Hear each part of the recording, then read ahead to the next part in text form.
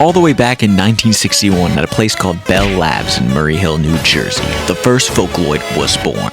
Well, technically, it wasn't a Vocaloid. The IBM 7094 was the first computer to ever create a synthesized singing voice recording. You know that creepy song Daisy Bell? The one sung by the robotic voice that keeps popping up in indie horror games? Yeah, that was the IBM. But let's fast forward.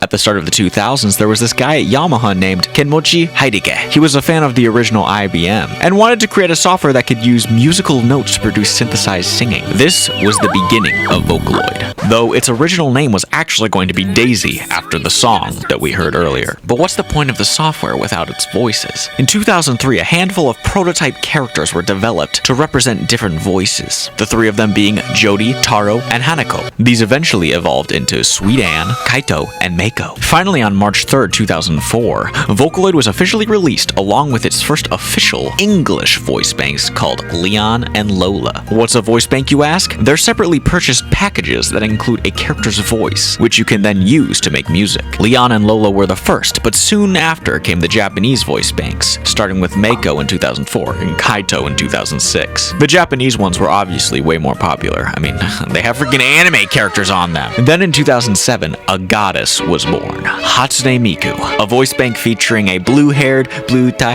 hiding in your Wi-Fi. She was created by Krypton Future Media. After her came plenty of other characters like the twins Rin and Len, Luca, Ie, Gumi, and Flower, but let's be real, we only care about Miku here. Miku is hands down the most popular voice bank ever made. Thousands of people all over the world use her to create their own music. As the Vocaloid community grew and its catalog of songs expanded, so did Miku's popularity. She's a woman of the people. Her voice belongs to everyone. She's also everywhere. I bet you didn't know that the original song for Nyan Cat was made by a Vocaloid producer and sung by Miku. She's opened for Lady Gaga. She's in Fortnite, Magic the Gathering, Fall Guys, and she's got a bunch of figures by Sega. There's watches, clothes, hats, even limited time edition 10-year anniversary sparkling wine. You name it, she's on it. She's also the main voice used by tons of the most popular Vocaloid producers. Ever heard of Deco 27? Miku's featured in bangers like Rabbit Hole, Monitoring, and Android Girl. Not into J-pop? That's fine. Miku's in almost every genre. Want screamo metal? Let me introduce you to Utsa P. Check out songs like Fuel, Gorgon, Ga, and Hello Builder. Prefer something in English? Look no further! Jamie Page and Sawtown's music is absolutely peak. Radiant Revival, Hope Cafe, Confessions of a Rotten Girl, Magical Cure Love Shot, and you're telling me a shrimp fried this rice? And yes, that's a real song. Look it up.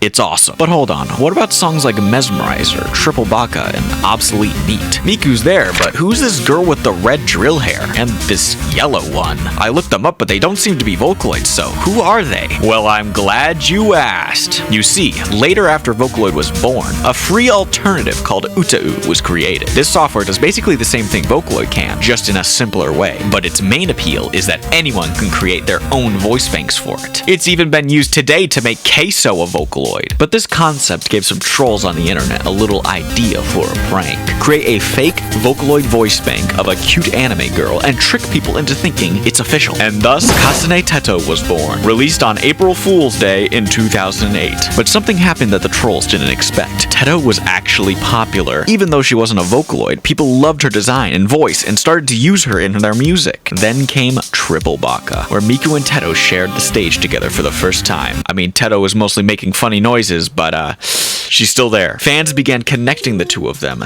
imagining Miku and Teto as friends, and they kept appearing together in more songs. Nowadays, I'd say Teto almost rivals Miku in popularity. But remember, she wasn't official. No merch, no real Vocaloid voice bank. That is, until 2023, when Teto became an official voice bank for Synth V, another cheaper alternative to Vocaloid. And look, she's even got a pop-up parade figure now.